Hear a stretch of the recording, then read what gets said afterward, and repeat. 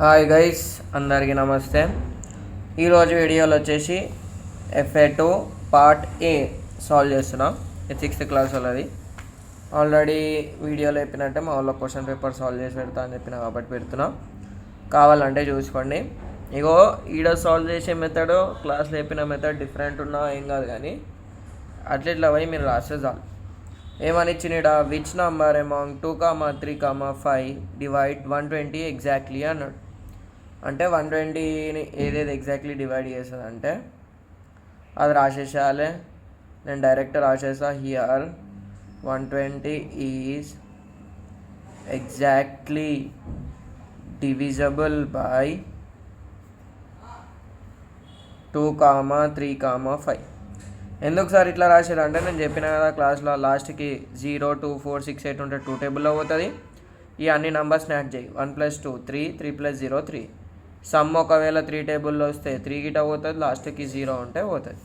How ఎట్లా అంటే, how 120 is exactly divisible by 2. Divisible by 2, it implies 120 by 60.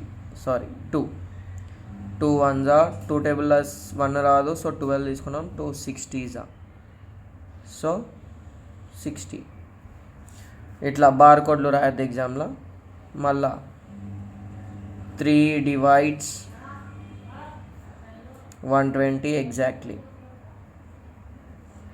ఎప్పుడు 120 by 3. So 3 టేబుల్లో 12 ఎప్పుడు వస్తుంది? 4s పక్కకు 0 ఉంది కాబట్టి 40s. మళ్ళీ ఇంకోటి 5 డివైడ్స్